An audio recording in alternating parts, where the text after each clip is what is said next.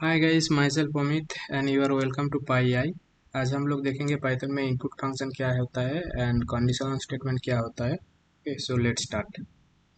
Python पे कोई भी इनपुट लेने के लिए हम लोग ये जब कोई भी कोड लिखते हैं, वो कोड पे अगर रन टाइम पे मेरे को कुछ अगर वैल्यू पास करना है, तब हम लोग ये इनपुट फंक्शन को यूज़ करते हैं। इनपुट फंक्शन को यूज़ करके बेसिकली हम लोग यूज़र से इनपुट ले सकते हैं। ठीक है, मैं यहाँ पे ए बोल के एक वेरिएबल क्रिएट किया। देन मैं नॉर्मल एक बार इनपुट फंक्शन को, इससे पहले मैं नॉर्मल एक बार दिखा दे रहा हूँ, उसके बाद मैं ये कोड को रन करके दिखाऊंगा। तो मैं यहाँ पे बोल रहा हूँ इनपुट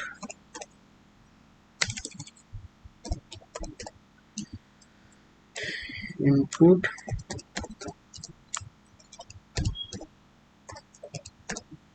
इनपुट समथिंग। मैं इसको जैसे ही रन किया ये सेल को, मेरा यहाँ पे एक इनपुट बॉक्स ओपन हो गया। यहाँ पे मेरे को बोल रहा है इनपुट देने के लिए। ठीक है, मैं यहाँ पे कुछ नहीं, कुछ भी एक लिख दे रहा हूँ, ये पाइथन। पाइथन लिख के मैं जैसे ही एंटर किया तो मेरा ये पाइथन बोल के ये एंटर हो गया। तो यहाँ पे नेक्स्ट सेल पे मैं क्या किया कि ए इक्वल्स टू एक वेरिएबल लिया। ये वैल्यू को मैं अगर कोई वेरिएबल में स्टोर करना चाहूँ तो क्या करूँगा, मैं इसको एक वेरिएबल पे असाइन कर दूंगा। ठीक है, ए इक्वल्स टू इनपुट। देन ये जो भी इनपुट आएगा वो क्या होगा, मेरा ये ए वेरिएबल पे जाके स्टोर हो जाएगा। तो इसको मैं ऐसे ही मैं ए बोल के एक वेरिएबल बनाया, बी बोल के एक वेरिएबल बनाया। देन मैं बोला कि एंटर ए नंबर एंड दोनों नंबर को मैं टाइप देख रहा हूँ एंड दोनों नंबर को प्रिंट भी कर रहा हूँ। ठीक है, मैं ये सेल को जब रन करूंगा तब मैं यहाँ पे एंटर ए नंबर, मैं 12 एंटर कर रहा हूँ। Then enter a number 14 add कर रहा हूँ। तो मैं देख रहा हूँ ये दोनों का टाइप क्या होता है, टाइप होता है str क्लास। बेसिकली ये स्ट्रिंग टाइप आता है।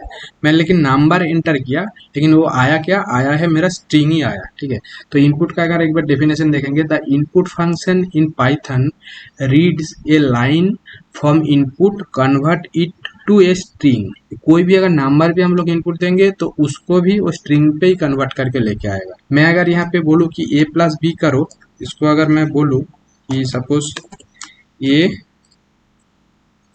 प्लस बी करो, कि मैं यहाँ पे एक नंबर दे रहा हूँ, देन यहाँ पे एक नंबर दे रहा हूँ, 13 एंड 12 दे रहा हूँ, 12 एंड 13 दे रहा हूँ। तो ये बेसिकली एडिशन, मतलब मैथमेटिकल एडिशन नहीं किया, इसको ये कॉन्काटिनेशन कर दिया। स्ट्रिंग का जो कॉन्काटिनेशन होता है ये कॉन्काटिनेट कर दिया। तो इसको मेरे को मैथमेटिकल ऑपरेशन करना है। देन हम लोगों को क्या करना है, ए एंड बी को टाइप कास्ट करना है। ठीक है, टाइप कास्ट क्या होता है, बेसिकली डेटा टाइप को चेंज करना है। मेरा बाय डिफॉल्ट मेरा इनपुट फंक्शन क्या करता है, बाय डिफॉल्ट मेरा इनपुट फंक्शन स्ट्रिंग में डेटा को लेके आता है।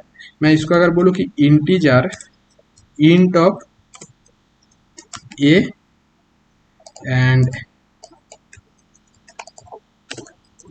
इंट ऑफ बी, ठीक है, इसको मैं असाइन किया ए बोल के एक वेरिएबल पे, इसको मैं देन अगेन असाइन किया बी बोल के एक वेरिएबल पे। तो जैसे ही मैं यहाँ पे कोई नंबर दे रहा हूँ, ओके, नंबर देने से पहले मेरे को ये एडिशन करना था, ए प्लस बी। ठीक है, ए प्लस बी कर दिया। फिर मैं इसको रन करूंगा तो 12 एंड 10 दो नंबर दिया, तो मेरा अभी यहाँ पे एडिशन हो गया। तो बेसिकली मैथमेटिकल ऑपरेशन हम लोग सिर्फ इंटीजर डेटा टाइप के ऊपर ही कर सकते हैं, इंटीजर, डेसिमल, फ्लोट, ये सब डेटा टाइप के ऊपर कर सकते हैं। तो इसीलिए हम लोगों को इनपुट से कोई भी चीज़ अगर लेके आना है तो उसको फिर टाइप कास्ट करवाना है, उसका डेटा टाइप को चेंज करके मैथमेटिकल ऑपरेशन करने के लिए स्ट्रिंग के ऊपर हम लोग मैथमेटिकल ऑपरेशन नहीं कर सकते बेसिकली। ठीक है, तो ये था इनपुट फंक्शन। इनपुट फंक्शन के थ्रू हम लोग कोई भी इनपुट ले सकते हैं रन टाइम पे। नेक्स्ट आता है कंडीशनल स्टेटमेंट के ऊपर।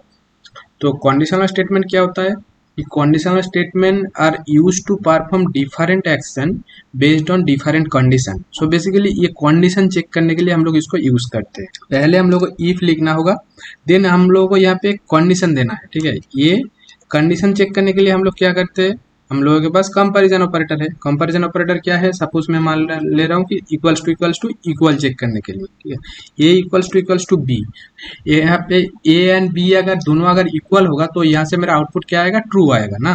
तो ट्रू आएगा, तो ट्रू को हम लोगों को अगर आएगा देन मेरा इफ ब्लॉक यहाँ पे एग्जीक्यूट होगा। ठीक है, तो इसके बाद हम लोगों को देना है कोलन। देन कोलन देने के बाद अगर मैं इंटरप्रेस करूंगा तो यहाँ पे दिखाई देगा कि मेरा ऑलरेडी 4 टाइम्स स्पेस यहाँ पे पीछे रिजर्व है। ठीक है, इसको बेसिकली पाइथन में इंडेंटेशन बोला जाता है। इंडेंटेशन क्या होता है, इंडेंटेशन मतलब होता है मैं यहाँ पे अगर कुछ भी लिखूँ कि प्रिंट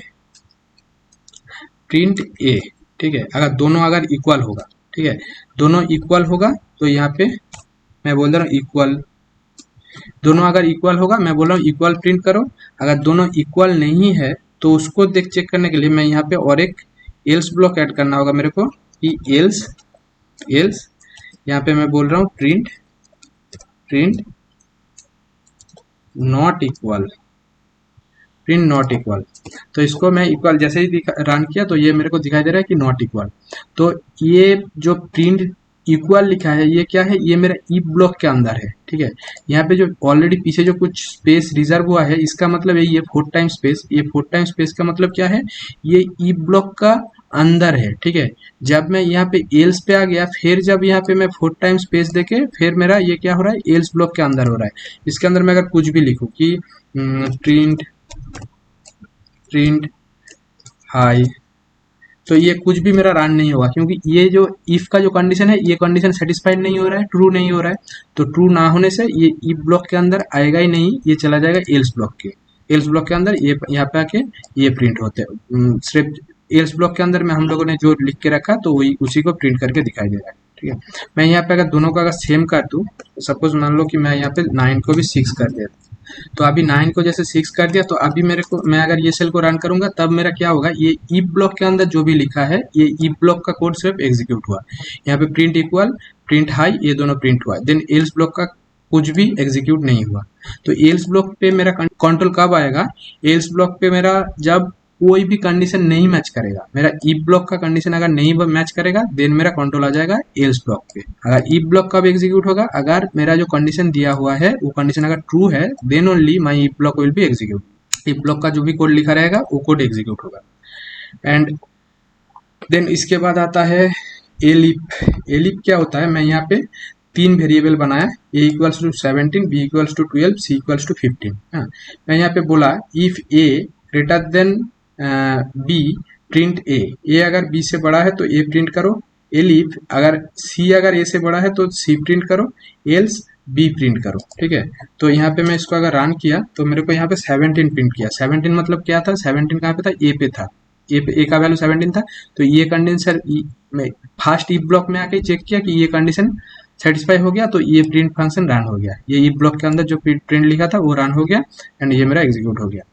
इसको मैं अगर कुछ भी अगर कम कर देता हूँ कि 10 कर देता हूँ, तब मेरा क्या होता है, तब मेरा बी जाके बड़ा हो जाता है। तो बी तो तब मेरा प्रिंट होता है क्या, तब मेरा प्रिंट होता है 15, सी प्रिंट होता है, क्योंकि सी मेरा ये एल्स ब्लॉक पे लिखा हुआ है और ये कंडीशन भी सेटिस्फाइड नहीं हो रहा है, इफ का जो कंडीशन है वो भी सेटिस्फाइड नहीं हो रहा है एंड एलिफ का जो कंडीशन है वो भी सेटिस्फाइड नहीं हो रहा है, इसीलिए मेरा कंट्रोल एल्स ब्लॉक पे आ रहा है। एल्स ब्लॉक क्या है, एल्स ब्लॉक जब मेरा कोई भी कंडीशन सेटिस्फाइड नहीं होगा देन ओनली मेरा एल्स ब्लॉक का कोड एग्जीक्यूट होगा। अगर इफ ब्लॉक पे कंडीशन नहीं सेटिस्फाई होगा देन मेरा यहाँ पे एलिफ पे कंट्रोल आएगा, एलिफ का भी अगर सेटिस्फाई नहीं होगा देन मेरा एल्स पे आ जाएगा। तो ऐसे हम लोग एलिफ एक नहीं मल्टीपल एलिफ ऐड कर सकते हैं। एक कंडीशनल स्टेटमेंट में हम लोग एक ही इफ कंडीशन ऐड कर सकते हैं लेकिन मल्टीपल एलिफ कंडीशन ऐड कर सकते हैं, ठीक है। सपोज मैं यहाँ पे किया कि if elif elif elif then else, ठीक है। मल्टीपल एलिफ कंडीशन ऐड कर सकते हैं लेकिन एक इफ कंडीशन के अंदर एक ही इफ रहेगा एंड एक ही एल्स रहेगा। यहाँ पे हम जो दिखाना चाहते हैं कि ए ग्रेटर देन बी किया, अगर मेरा इफ कंडीशन पे जो मेरा कंडीशन लिखा है तो ये कंडीशन क्या है, ये दोनों कंडीशन सेम है, ठीक है।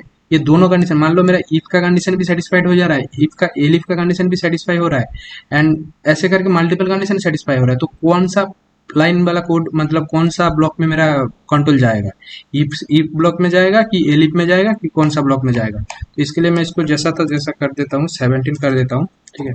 17 करने के बाद मैं अभी अगर इसको रन करूँ तो यहाँ पे ये दिखाई देगा कि फर्स्ट जो भी कंडीशन मैच करेगा, फर्स्ट जो भी कंडीशन मैच करेगा मेरा कंट्रोल वही ब्लॉक पे चला जाएगा, ठीक है। जैसे मैं ये A1 पे चला गया, ठीक है। यहाँ पे जो कंडीशन लिखा था यहाँ पे सेम कंडीशन ही लिखा था, लेकिन यहाँ पे पाइथन क्या किया, वो कंडीशन और नेक्स्ट कंडीशन देखने जाएगा ही नहीं। जब मेरा फर्स्ट कंडीशन ही मैच हो जाएगा तो फर्स्ट कंडीशन के अंदर चला जाएगा, फर्स्ट उसका वही ब्लॉक के अंदर चला जाएगा। तो ऐसे ही हम लोग मल्टीपल इफ एंड एलिफ को यूज करके कोई भी कंडीशन चेक कर सकते हैं। कंडीशन मतलब जहाँ पे भी हम लोगों को कुछ लॉजिकल कुछ कंडीशन है कि कुछ कंडीशन को वैलिडेट करना है, तब हम लोग ये conditional statement if elif and else को यूज कर सकते हैं, ठीक है। अभी दिखाते हैं जो हम लोगों को लॉजिकल ऑपरेटर जो रह गया था, लॉजिकल ऑपरेटर को अभी दिखाते हैं। तो लॉजिकल ऑपरेटर क्या है? लॉजिकल ऑपरेटर होता है एंड और, एंड और, ये दोनों होता है लॉजिकल ऑपरेटर, ठीक है। तो ये क्या है, ये बोल के एक वेरिएबल क्रिएट करके हम लोगों ने यहाँ पे अमित बोल के डेटा स्टोर किया, एंड बी वेरिएबल पे एचसीएल वैल्यू स्टोर किया, एंड सी वेरिएबल पे मेरा कोलकाता बोल के लिख के स्टोर किया, ठीक है। तो अभी if A equals to Amit and B equals to TCS then print hi Amit, okay. ये अगर दोनों एंड का मतलब होता है क्या, दोनों कंडीशन अगर सेटिस्फाई होगा, ये कंडीशन एंड ये कंडीशन, दोनों कंडीशन अगर सेटिस्फाई होगा देन मेरा ये हाई अमित बोलेगा, ठीक है। इसको जैसे मैं रन किया, यहाँ पे हाई अमित कुछ नहीं बोला, ठीक है। लेकिन मैं यहाँ पे क्या किया, उसको चेंज करके और कर दिया, ठीक है। तो ये जैसे ही मैं और कर दिया, ये दोनों कंडीशन में से कोई भी एक कंडीशन अगर सेटिस्फाई होगा, ट्रू होगा, सपोज ये फर्स्ट कंडीशन है, ये सेकंड कंडीशन है, ये दोनों कंडीशन में से कोई भी कंडीशन अगर ट्रू होगा तो मेरा वो ई ब्लॉक के अंदर कोड कंट्रोल चला जाएगा। सपोज इसको अगर रन करूंगा तब मेरे को बोलेगा हाई अमित, ठीक है। एंड सेम उसी तरह से नॉट है, इफ नॉट, इफ नॉट लगा देने से क्या होगा, मैं जो कंडीशन यहाँ पे दिया वो कंडीशन अगर नॉट होगा मतलब ऑपोजिट होगा, ठीक है। तो उस, तो बेसिकली नॉट कुछ नहीं होता है, नॉट मतलब नॉर्मल जो कंडीशन है उसके उसका उसको रिवर्स कर देना, ऑपोजिट बना देना वो कंडीशन को। ये इक्वल्स टू है मतलब इसको बोल रहे हैं नॉट इक्वल्स टू। तो ये सेम चीज को हम लोग यहाँ पे नॉट इक्वल्स टू ऑपरेटर लगा के भी कर सकते हैं। यहाँ पे नॉट इक्वल्स टू ऑपरेटर लगा दूं, ये नॉट को हटा देने से सेम कम ही करेगा, इसको सेम कम ही करेगा। और ये काम को अगर मैं एक लाइन पे फिर से कॉपी पेस्ट करता हूँ कि यहाँ पे इसको इक्वल्स टू लगा के हम लोग उसके पीछे इसको नॉट लगा देते हैं, ठीक है। ये सेम कम ही कर रहा है। तो यहाँ पे ये है हम लोग ऑपरेटर यूज कर रहे हैं और ये ऐसे हम लोग नॉट बोल के लिख के यूज कर रहे हैं, ठीक है। तो इतना सारा था हम लोगों का ऑपरेटर। तो एंड हम लोगों को लगभग सब जितना टाइप का ऑपरेटर होता है सब ऑपरेटर भी कवर हो गया। नेक्स्ट क्लास में हम लोग डिस्कस करेंगे bitwise operator and bitwise operator and loop, okay. Thank you guys. अगर आप लोगों का किसी का कुछ क्वेरी रहेगा तो मेरे को कमेंट सेक्शन में पूछो। वीडियो अगर आपको अच्छा लगा तो लाइक करो एंड चैनल को सब्सक्राइब करो। Thank you guys, bye.